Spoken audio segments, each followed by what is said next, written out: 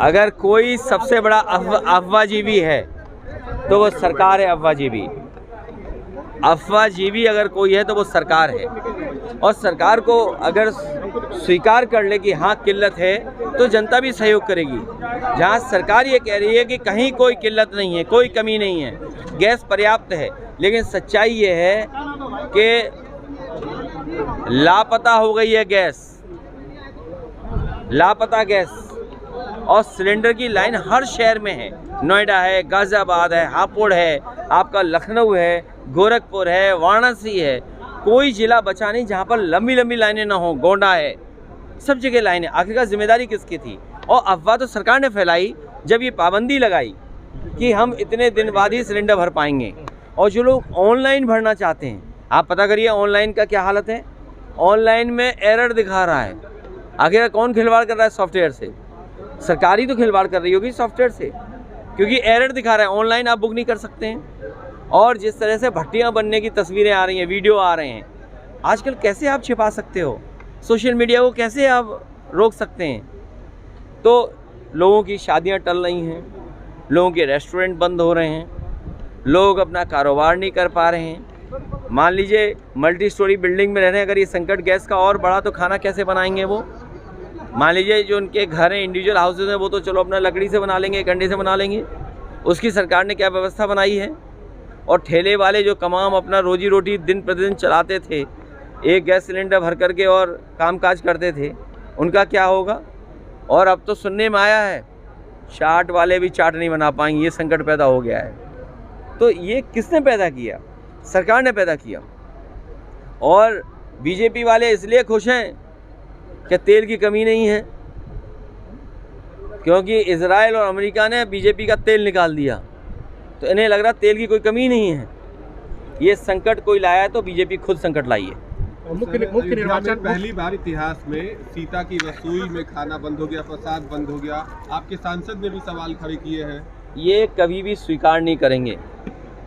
KGMU है, अस्पताल हैं, या जो इमरजेंसी सर्विसेज जहाँ पर हैं वहाँ पर देखिए आप, तो इस तरह की सूचनाएं आ रही हैं। सरकार की जिम्मेदारी बनती है पर्याप्त गैस उपलब्ध कराएं। और अगर गैस पर्याप्त नहीं है तो सरकार जनता से सहयोग की अपील करे। अफवाह फैला करके डराने धमकाने की बात न करें। और अफवाह कौन फैला रहा है? सरकार खुद अफवाह फैला रही है। की सुरक्षा को लेकर मल्लिकार्जुन खड़गे जी ने सवाल खड़े किए हैं। आपने देखा कि बीते दिन फारूक अब्दुल्ला साहब के साथ कहीं न कहीं गोली चली, आपके भी सिक्योरिटी ब्रीच देखने को मिली है बीते दिन। फारूक अब्दुल्ला साहब सीनियर नेता हैं और मैंने पहले भी कहा, फिर कहता हूँ, उनकी सुरक्षा और पर्याप्त सुरक्षा का इंतजाम सरकार को करना चाहिए, क्योंकि ये हमारे लीडर्स हैं जो महत्वपूर्ण योगदान समाज और देश को दिशा देने में कर सकते हैं। उनकी सुरक्षा से किसी भी तरह से खिलवाड़ नहीं होनी चाहिए। SIR को लेकर लगातार सवाल खड़े हो रहे थे, अब मुख्य निर्वाचन आयोग के खिलाफ आरोपों का प्रस्ताव लाया जा रहा है। हम उसके पक्ष में हैं, हमारी पार्टी उसमें पक्ष में है, क्योंकि चुनाव आयोग सुन ही नहीं रहा। और उत्तर प्रदेश के ये हमारे कैमरे जानते हैं। बाई इलेक्शन में बताओ कैसी लूट मची थी। इन प्रशासन के लोगों ने पूरा चुनाव लूट लिया, सब कैमरे में कैद है। और इलेक्शन कमीशन क्या कर रहा था उस समय? सोचिए, इलेक्शन कमीशन कुछ बोला ही नहीं। अधिकारियों ने वोट डाल लिए, पुलिस ने ड्रेस बदल के वोट डाल लिए, पूरा बाई इलेक्शन लूट लिया। और हमें तो वो भी जानकारी है जिसमें DM और SP ने कुछ पैसे लिए थे, क्या रिजल्ट नहीं बदलेंगे, वो बात भी लोकसभा में उठाई जाएगी। वो बात हम लोग कहेंगे कि किस तरीके से एक DM और SP ने पैसे लेने के बावजूद भी चुनाव का परिणाम बदल दिया और सरकार के पक्ष में दिया। मुझे खुशी है इस बात की कि PDA की आवाज़, बहुजन की आवाज़ और मजबूत हो रही है। इंडिया गठबंधन मिलकर के काम कर रहा है।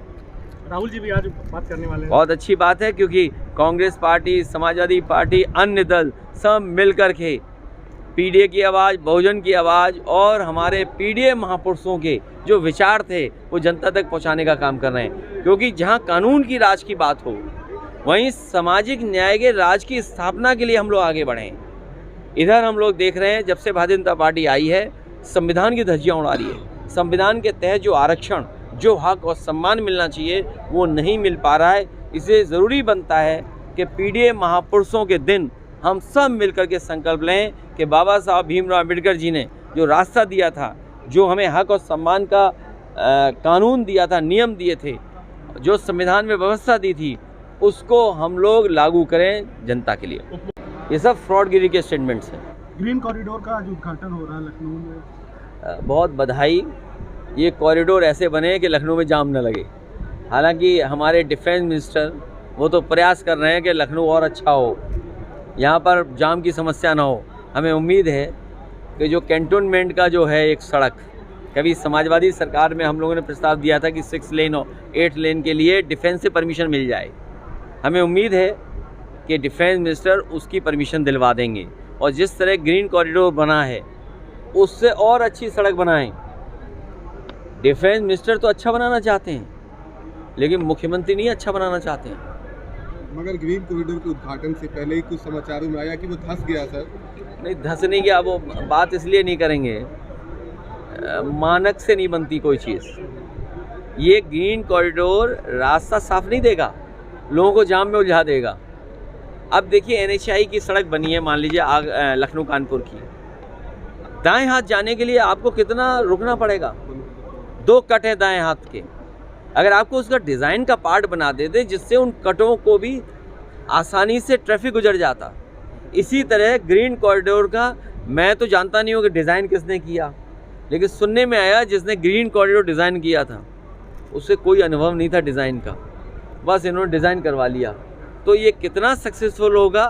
क्या पुलिस लगा के सक्सेसफुल करना पड़ेगा कि अपने आप में ग्रीन कॉरिडोर सक्सेसफुल है सड़क? वो हमें सोचना पड़ेगा, देखना पड़ेगा।